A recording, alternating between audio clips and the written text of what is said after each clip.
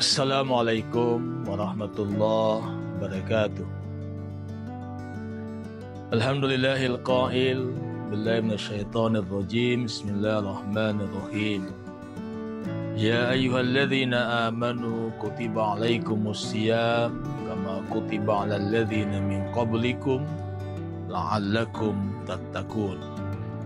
Kaum muslimin muslimat yang dimuliakan Allah, alhamdulillah atas segala nikmatnya, di hari ini kita sudah memasuki hari kedua di Ramadan 1446 Hijriah. Ya, pada kesempatan ini kita akan berbicara tentang sunnah-sunnah yang mesti kita perhatikan dalam pelaksanaan ibadah puasa kita, ibadah Ramadan kita. Yang pertama adalah kita makan sahur. Jadi agama memerintahkan kita untuk makan sahur. Dan sunnah yang diajarkan oleh Rasulullah adalah mengakhirkan waktu sahurnya. Jadi kalau misalnya jam imsak, ya, menahan pada hari itu di jam 4.30 misalnya, maka waktu idealnya kita makan sahur adalah selama kita makan, ya. Jadi kalau misalnya waktu makan kita hanya membutuhkan 10 menit, berarti kita idealnya kalau kita ingin mendapatkan berkah makan sahur yang utama adalah kita makan di jam 4.20. Atau yang paling ideal adalah kita makan di jam 4. Ya, banyak fenomena umat hari ini, khususnya para Gen Z yang suka begadang, yang biasanya mereka makan sahurnya jam 2, jam 3, jam 12, ya, karena udah kelelahan begadang, khawatir tidak bangun makan sahur, maka mereka mengawalkan makan sahurnya. Padahal sunnah yang diajarkan oleh Rasulullah adalah kita mengakhirkan, ya, makan sahur. Yang kedua yang Nabi ajarkan sebagai bagian dari sunnah adalah menyegerakan kita untuk berbuka puasa. Ya, jadi ketika waktu buka puasa, waktu azan telah dikumandangkan, kita harus segera berbuka puasa. Ya, jangan karena merasa masih kuat ditunda ke jam 7, tunda jam 8 gitu ya. Itu menyalahi sunnah Rasulullah. Ya. Yang ketiga, sunnah yang lain dalam konteks berbuka puasa adalah kita berbuka dalam niat untuk membatalkan puasa. Ya, bukan dalam motivasi untuk balas dendam. Ya, jadi ini juga yang mesti kita perhatikan, karena banyak, ya, di antara kita umat Islam ketika buka puasa balas dendam. Ya, di sore hari dia sudah kumpulkan semua jenis-jenis hidangan takjilnya. Ya, dari jalan kotenya, pisang hijaunya, es buahnya, dia kumpulkan semua. Ya, karena dia niat untuk balas dendam.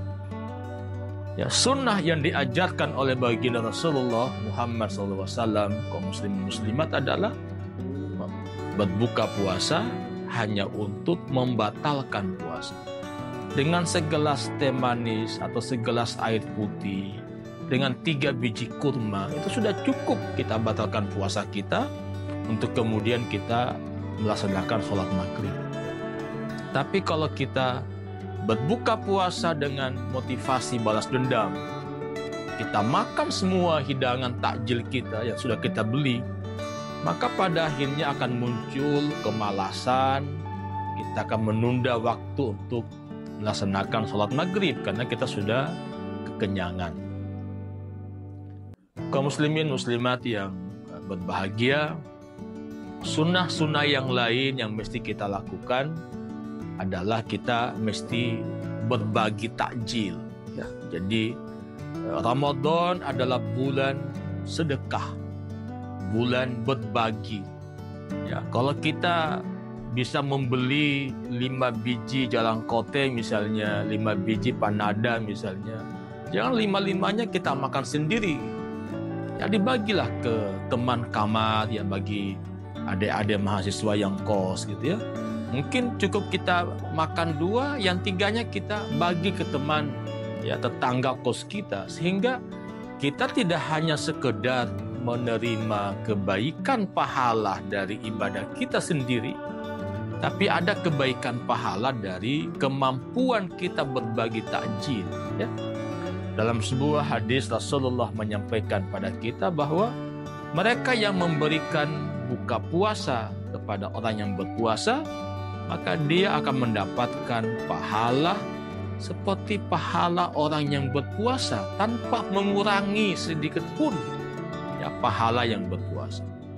Kaum muslimin muslimat yang berbahagia, sunnah-sunnah yang lain adalah kita hidupkan malamnya dengan qiyamul lail, dengan salat tarawih.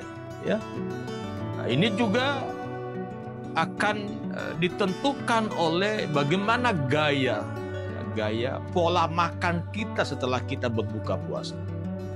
Ya, kalau motivasi kita berpuasa lebih pada menggugurkan kewajiban, yang kemudian buka puasanya balas dendam, sudah buka puasa makannya 3 piring, apa yang terjadi?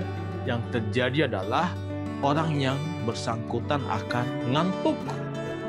Dan kalau sudah ngantuk, itu akan membuat dirinya malas untuk ke masjid. Sehingga janji-janji Allah yang indah dengan qiyamul lail itu akan terabaikan karena cara dia dalam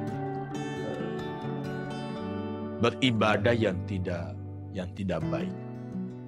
Ya, kaum muslimin muslimat saya kira bisa merasakan bagaimana perbedaan orang yang tidak makan tapi dengan niat puasa dengan orang yang tidak makan tapi tidak niat puasa.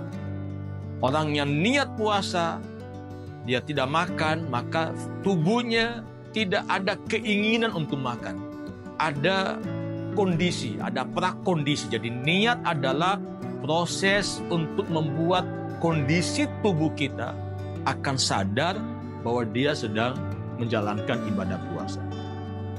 Kaum muslimin muslimat bahagia, mudah-mudahan kita diberikan kekuatan, kesehatan oleh Allah Subhanahu wa taala untuk menjalani ibadah Ramadan 1446 Hijriah dengan baik.